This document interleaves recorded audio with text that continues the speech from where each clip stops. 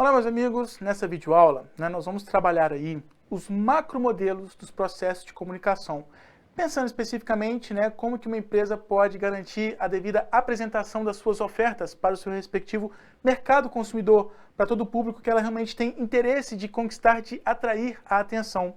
E aí, se vai ser estratégico para garantir as vendas daquele produto ofertado pela organização, a gente também precisa analisar qual modelo que realmente seja mais apropriado a ser implementado aqui pela minha organização, nessa relação com o mercado consumidor, nessa maneira de comunicarmos a nossa marca, a existência do nosso produto e mais ainda, quais sejam as vantagens, por que o nosso produto realmente deva representar ali a preferência de um determinado público.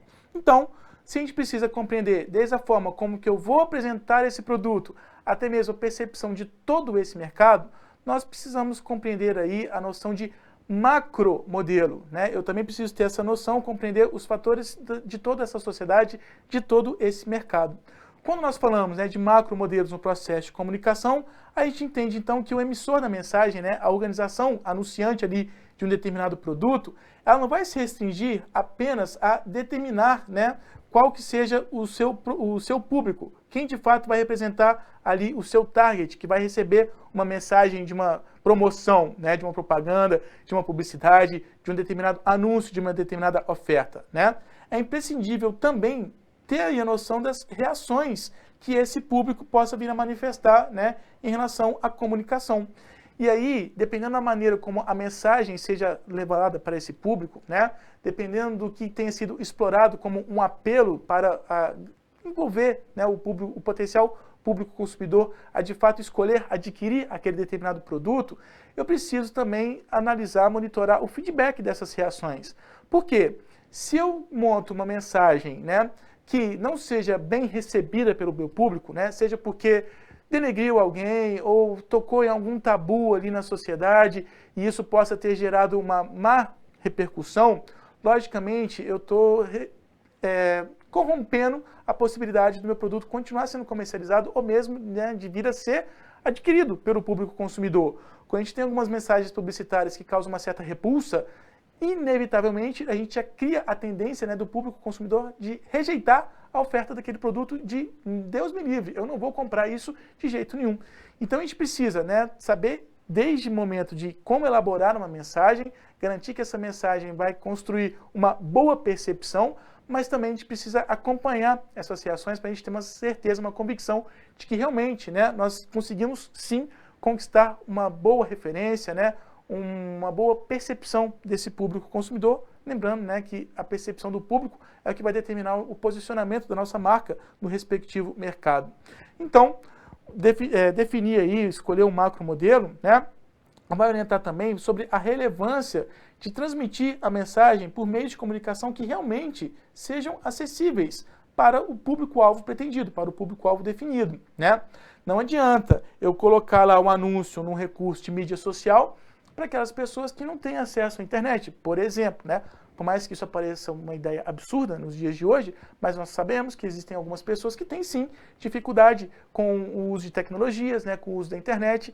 E aí, se o nosso público consumidor pretendido é esse que tem essa certa dificuldade, nós precisamos garantir que a nossa mensagem publicitária, que o anúncio das nossas ofertas, vão de fato chegar até esse público pretendido. Então também preciso ter esse tipo de análise, para minimizar o ruído, desde o não conhecimento, do desentendimento de um público consumidor até uma percepção negativa sobre uma mensagem que tenha sido projetada ali numa prática de promoção, E, eventualmente, a gente pode observar os fenômenos de atenção seletiva, O nosso público pretendido selecionou aquilo que realmente chama mais atenção, ou distorceu o que nós tínhamos por propósito de apresentar como diferencial do nosso produto, Ou então nós realmente conseguimos construir uma mensagem tão impactante que ficou ali fixa na atenção, na memória desse nosso público. Então tudo isso implica na condição de considerar vários fatores dessa relação que eu tenho ali com todo o mercado para o qual eu vou anunciar a minha oferta. Então, se a gente tem toda essa análise macro, eu tenho aí alguns micromodelos. Pensando no aspecto macro, eu tenho que pensar em toda a reação e todo o mercado. Tá. E como que eu vou fazer essa ponte para atingir todo esse mercado? Então eu posso escolher algumas abordagens, Então existem aí alguns micromodelos, né, para garantir algumas respostas específicas daquele público que nós pretendemos atingir. Alguns principais, né, é o modelo AIDA, o modelo da hierarquia dos efeitos, né, de apresentar uma inovação e o público realmente aderir àquela inovação que está sendo apresentada para aquele mercado, ou o simples modelo de comunicação. E aí, né, a gente observa que a aplicação desses modelos, né, desses micromodelos, vão revelar aí um sequenciamento, né, uma hierarquia de respostas. Como, por exemplo, na aplicação do modelo AIDA, tudo começa lá, eu consegui conquistar a atenção do público, né? Se eu, de fato, conseguir chamar a atenção do nosso público, eu tenho possibilidades de despertar o interesse desse público. Aproveitando esse interesse, eu crio um desejo. Então, o interesse e o desejo estariam aí já numa condição afetiva, né, da perspectiva desse público, para finalmente induzir ali uma ação, fazer com que o público realmente venha adquirir o meu produto. O outro micromodelo que nós temos, né, é o modelo da hierarquia de efeitos. Então, eu começo lá com a conscientização. Eu preciso viabilizar, né, que o nosso público pretendido, o nosso público-alvo, o nosso target, tenha conhecimento da existência do nosso produto, né? Então eu tenho que despertar essa consciência, fazer com que as pessoas saibam que o nosso produto existe. Por isso, ainda estamos falando de um estágio cognitivo, né, de chamar a atenção à cognição desse público. A partir da conscientização, agora o nosso público sabe que a nossa oferta existe. Então, que o nosso público possa tomar conhecimento do que de fato é o nosso produto, né?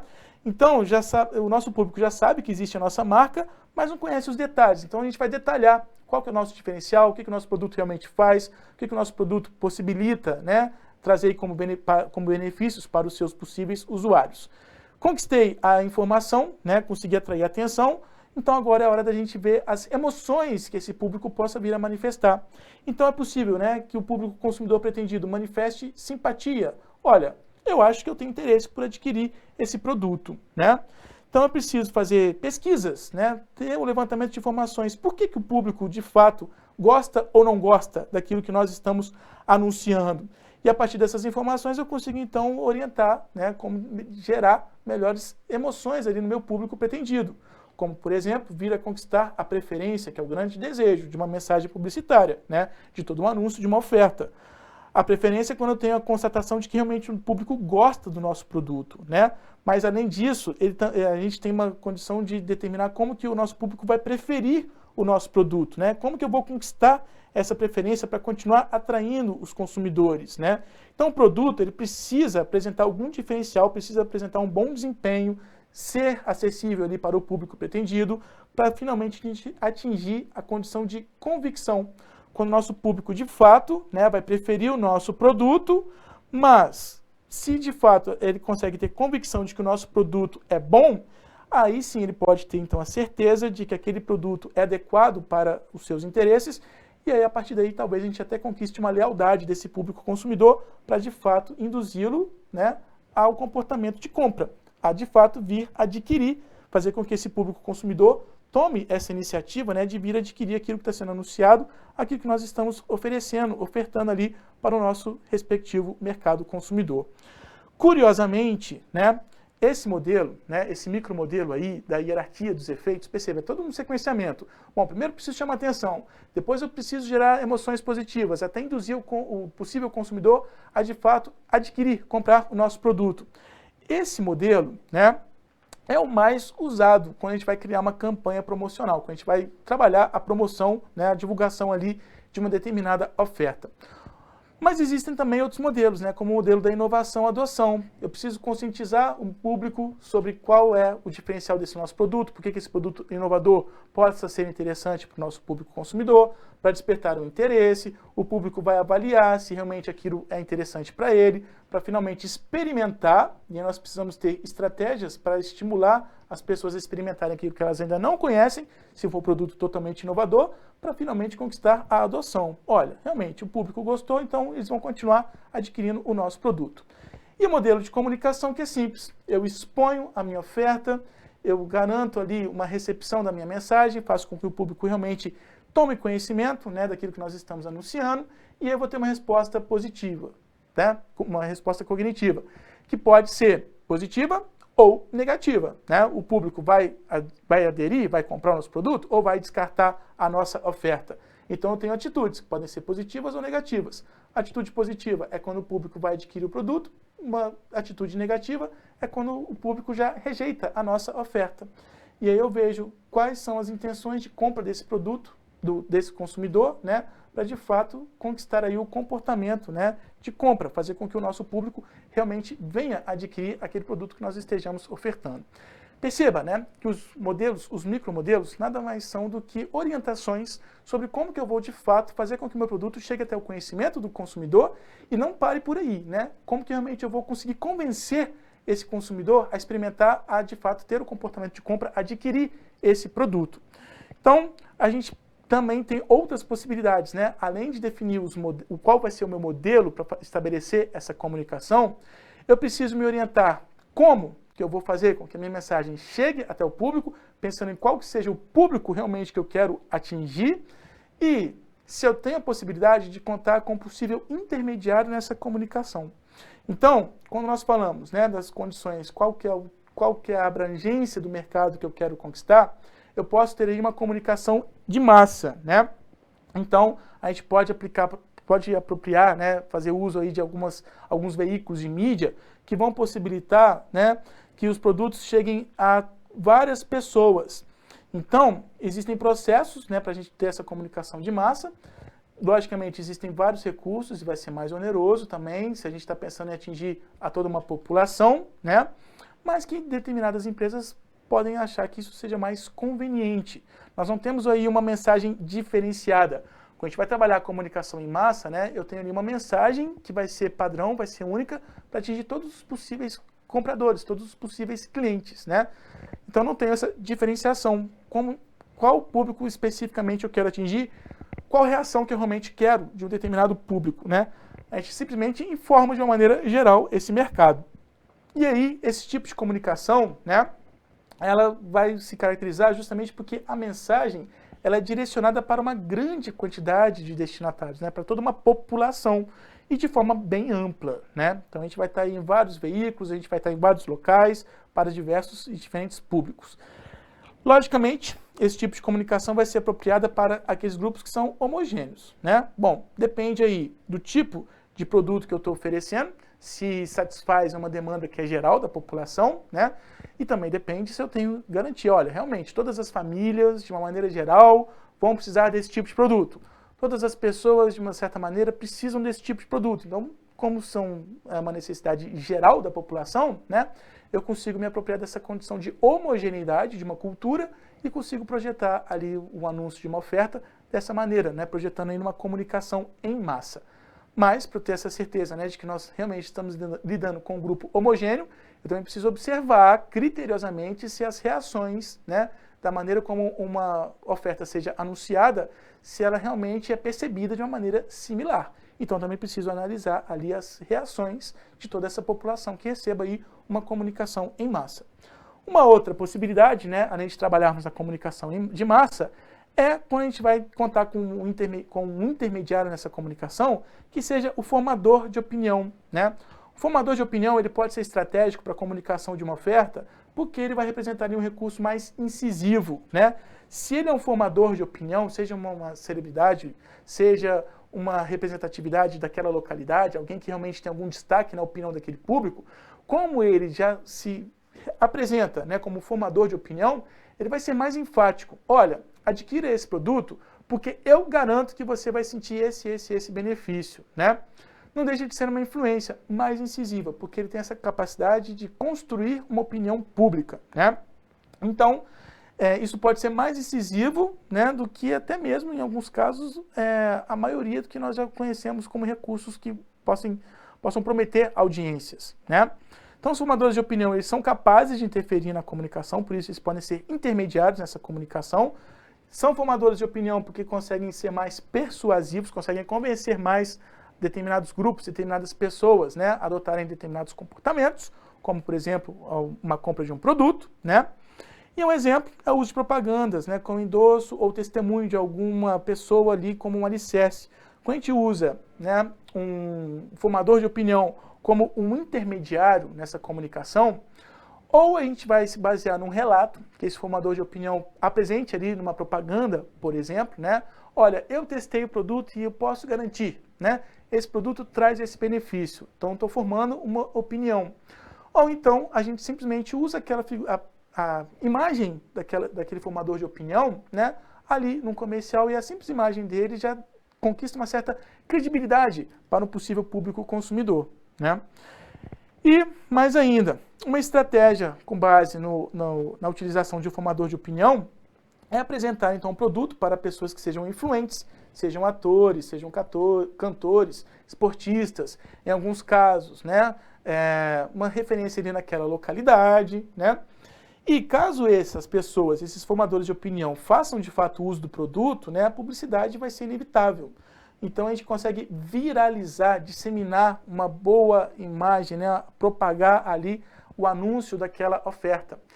Tanto que a gente tem alguns casos de algumas celebridades, algumas pessoas que têm influência num grupo, né, uma influência social ali, que vez ou outra ganha alguns brindes, né, ganha alguns mimos, justamente porque a partir do momento que eles experimentam e os gestores acreditam que quando eles experimentarem eles vão gostar daquele produto, inevitavelmente eles vão apresentar, vão sugerir esse produto para outras pessoas, formando novas opiniões. Então é estratégico, né, em alguns casos, fazer alguns agrados para essas pessoas que são estratégicas por serem formadoras de opinião. E, né, a gente precisa diferenciar esses formadores de opinião. Eles podem ser líderes de opinião ou eles podem ser meros influenciadores, né? Quando nós falamos de líderes de opinião, né, eles não são apenas formadores de opinião, como são o caso de celebridades ou de pessoas famosas, né? Os líderes de opinião, eles têm alguma influência informal. Pode ser um síndico, pode ser, né, um representante ali do bairro, daquela específica localidade, né? Ele tem algum status que realmente possibilita ele ter um destaque para um determinado grupo de pessoas, né? Então, como eu estava falando, pode ser um síndico, pode ser um líder comunitário, pode ser um representante de alunos, mas é alguém que consegue liderar a opinião ali, a formação da opinião sobre o grupo do qual ele faz parte, né? Então, eles conseguem, a gente tem aí essa compreensão, né, de que os formadores de opinião, eles buscam influenciar os líderes de opinião. Mas entenda o seguinte, né? Se eu estou pensando em formadores de opinião unicamente como pessoas famosas, né? Talvez eles realmente consigam manipular a opinião de um líder de opinião, né? Só que o líder de opinião, ele já tem ali o seu carisma, né? Ele já conquistou naturalmente essa influência, né? Então essa pequena diferenciação, tá? Eu posso ter líderes de opinião que atuam como formadores de opinião, mas nem todo formador de opinião vai efetivamente ser um líder de opinião. O líder de opinião é aquela pessoa que realmente o que ela apresentar, todos os demais acatam, né, com aquela ideia, todos os demais são impactados, são influenciados por aquela sugestão levantada por esse líder de opinião. Em alguns casos pode ser possível, né? Bom, aquele formador de opinião ele também consegue liderar a opinião, mas nem sempre, né, um formador de opinião vai ser um líder de opinião. Então, a gente tem aí a compreensão, né, de que existem formadores de opinião que podem ser simplesmente digital influencers, né? Como a gente tem aí o caso no nosso dia a dia, né? Hoje a gente conta muito com isso. Quando nós temos a sugestão apresentada ali por digital influencers, a gente está justamente nos apropriando, né, de recursos tecnológicos, né, de plataformas de mídias sociais. E quem ali se propõe a ser um digital influencer, ele é apenas um formador de opinião. Nem sempre ele vai ser uma garantia de ser um líder de opinião. Mas o simples fato dele apresentar uma determinada marca, né, vai contribuir para a comunicação de uma determinada oferta. Agora, a gente não vai restringir a nossa comunicação, a nossa promoção de uma determinada oferta, pensando unicamente, né, em contar com a ajuda de algumas pessoas, seja formador de opinião, influenciadores de opinião ou líderes de opinião. Nós temos propriamente as ferramentas que vão formar aí o nosso mix de comunicação, o nosso mix de promoção, né? Então eu posso fazer o uso das propagandas, né? Então eu posso ter aqui aquele comercial que é pago, então eu posso fazer uso de propaganda.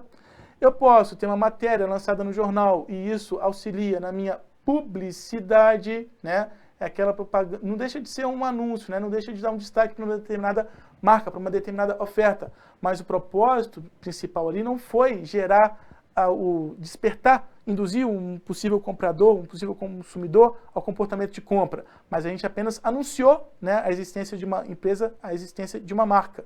Eu posso contar com a minha própria força de vendas, né, a maneira como os meus funcionários, os meus vendedores vão apresentar o produto, pode influenciar, pode induzir sim um consumidor a adquirir um determinado produto. Temos também, propriamente, a promoção em vendas, né? Então, quando eu tenho lá leve 3, pague 2, super liquidação, né? Quando eu tenho alguma vantagem que é conferida para o consumidor, de modo que ele se sinta prestigiado, né, e beneficiado a realizar um determinado consumo, eu teria uma estratégia de promoção em vendas e nós também temos a aplicação da ferramenta, né, do marketing direto, né, que é o famoso call center, né, ou catálogos que são enviados diretamente para as pessoas. Então, quando nós falamos aí mix de promoção, mix de comunicação, nós estamos falando justamente do uso dessas técnicas. Propaganda, publicidade ou relações públicas, força de venda, promoção de vendas e marketing direto. Logicamente, né, que a gente detalha cada uma dessas ferramentas, cada uma dessas técnicas. Mas o que eu preciso chamar a sua atenção é que quando nós falamos de promoção, né, ou mesmo quando a gente fala de marketing de uma maneira geral, marketing não se restringe só à propaganda. Promoção, comunicar uma oferta, não vai ser possível unicamente só por propaganda. Nós temos outras técnicas, nós temos outras ferramentas que viabilizam praticar aí o P de promoção. Lembrando que promoção é justamente esse propósito, né, de fazer com que todo um público consumidor tenha conhecimento ali do que é ofertado, do que uma empresa esteja disponibilizando como produto, né, seja produto físico, seja um serviço, mas aquilo que uma empresa esteja entregando para atender às necessidades, às demandas ou até mesmo aos desejos de determinado público consumidor. Então, o mix de comunicação ele também pode ser conhecido como composto promocional ou mix promocional, né, e vai englobar essas ferramentas que são utilizadas para divulgar, né, um produto, para atrair a atenção do público consumidor ou mesmo prospectar potenciais consumidores, né, aquelas pessoas que estão disponíveis no mercado, mas que ainda não estão de fato comprando aquele produto que seja anunciado. Então, atente-se a isso. Quando nós falamos, né, do P de promoção, nós podemos praticar o propósito, né, dessa promoção, desse anúncio de uma determinada oferta, através de propaganda, de uma promoção de vendas, em vendas, das relações públicas, publicidade. Propaganda e publicidade precisam ser muito bem diferenciadas, né? Propaganda é quando eu empresário, né, eu gestor da empresa, eu pago justamente para induzir o consumidor a comprar aquele produto. Publicidade é quando a gente tem a nossa marca, né, o nosso produto, em algum destaque, em alguma outra condição, seja porque nós patrocinamos um evento, seja porque nós fomos mencionados numa determinada matéria de um jornal, mas o público teve conhecimento ali da nossa oferta por causa daquele outro veículo, né? O marketing direto, um detalhezinho que eu sempre falo, né? Marketing direto é tão direto que não tem um intermediário, né? Vai direto até a casa, até a intimidade do consumidor, né? É o caso de você receber uma ligação de operador de call center, é o caso de você receber um catálogo na sua caixa de correio, ou até mesmo um spam no seu e-mail, né? Aquela marca, aquela oferta chega até você sem nenhum intermediário. Por isso, marketing direto. E, logicamente, as vendas pessoais. A maneira como o vendedor vem atender, né? Vem se atentar para o real interesse, a real necessidade de um possível cliente, vai garantir se esse cliente vai comprar ou não o produto, né? Então vai induzir sim ao comportamento de compra, né, ao anunciar ali uma oferta. Fixe nisso, porque quando nós falamos do P de promoção, é indispensável que você tenha essa capacidade de identificar qual ferramenta desse mix de promoção, né, desse mix de comunicação, tenha sido efetivamente praticado, empregado, né, para garantir até mesmo os seus hábitos de consumo. Muito obrigado pela atenção e muito obrigado por assistir esse vídeo.